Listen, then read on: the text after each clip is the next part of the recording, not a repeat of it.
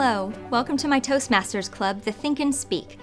We're about to see a portion of Michael's speech telling a story that won't put them to sleep. Michael is sharing his researching and presenting project. He has asked his evaluators to pay close attention to the way he uses his hands. He's identified gestures as one of the areas he most needed to improve in his last speech. Let's watch Michael's speech. After he finishes, we'll examine how his evaluators present their observations. Good afternoon, fellow Toastmasters. How many of you have ever had this happen? You're sharing a story with friends, family, or teammates. You're lost in your own narration, thinking about what you're going to say next, when suddenly you notice that people are falling asleep, fidgeting, staring off into space. Your listeners are bored or disinterested, and you're not sure how you lost their attention. Now, there's no need to raise hands, because I'm sure that this is an experience that most of us have had at one point or another. In fact, an experience like this may be what prompted some of us to join Toastmasters. That's why I want to share with you some time-tested professional techniques that can help all of us become more effective storytellers. Employing these tricks can make you more engaging and give your story flair. Thank you.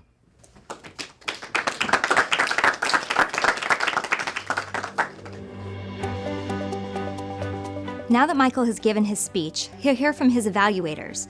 As you listen to them share, consider everything you know about effective evaluations and positive feedback. Ask yourself if they're following the guidelines you've learned.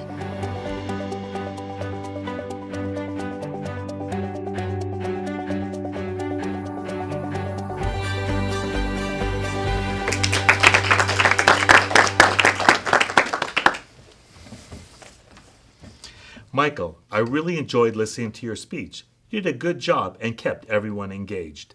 Storytelling is very important, and you gave us some great insight on how to tell stories better. Thank you.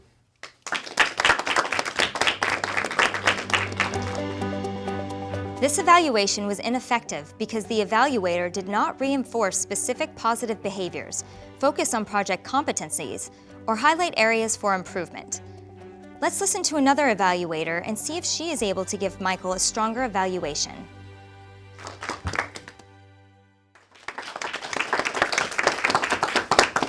First off, I want to say that this was a very informative speech. You had good eye contact and fit all the important information in the right time frame. With that said, I definitely see areas where you need to improve. You spend a lot of time behind the podium. Standing behind the podium too much makes you appear as if you are nervous and uncomfortable. You don't want to look uncomfortable, so make sure you move around more. Another thing you did that showed you were nervous was talking too fast. Next time you give a speech, make sure you focus on your speed and pacing so you don't rush through your speech. Thank you again for speaking today. While this evaluator did highlight some areas for improvement, her evaluation was ineffective. She did not use I statements or phrase her feedback in a positive manner. Additionally, she did not address the topics the speaker requested or include specific examples from the speech. Let's listen to one more evaluator and see how he evaluates Michael's speech.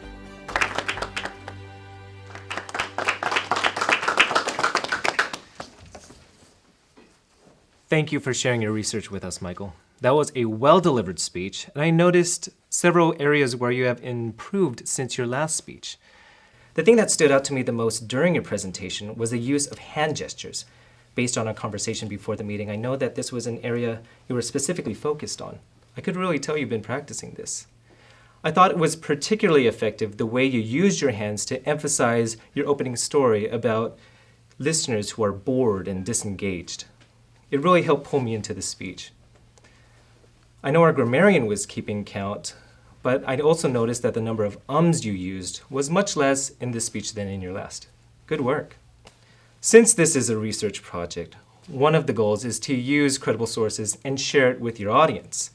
I like the way that you did this with your final few tips, but I also noticed that you had no experts credited for your first tip. It would have been helpful for the audience to know where this tip came from or why you weren't able to credit a specific person. I also noticed that you spoke a bit fast. I noticed this specifically during your transitions. This was a time where I was hoping you would slow down a bit to help me go from one thought to the next. I felt a bit rushed. Pacing might be a good area to focus on when preparing for your next speech.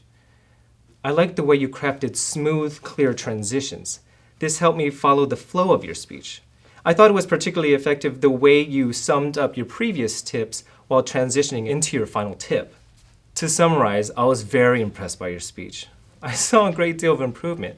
I also see a potential for continued growth as you focus on things like pacing. Use your strength in providing quality content by sharing all your sources with your audience. And keep up the good work on using hand gestures and a great variety in your vocabulary. I look forward to hearing more excellent speeches from you in the near future.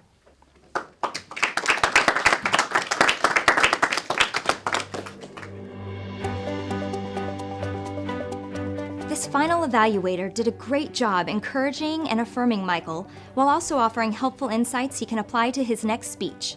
Let's review what he did well. As we've just seen, an effective evaluator will provide a full evaluation that is 2 to 3 minutes long.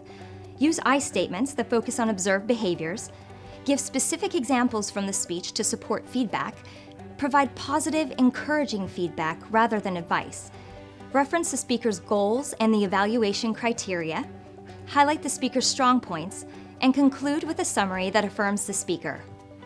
That's the end of our evaluations for today. Thank you for visiting the Think and Speak Toastmasters Club and joining us for Michael's speech.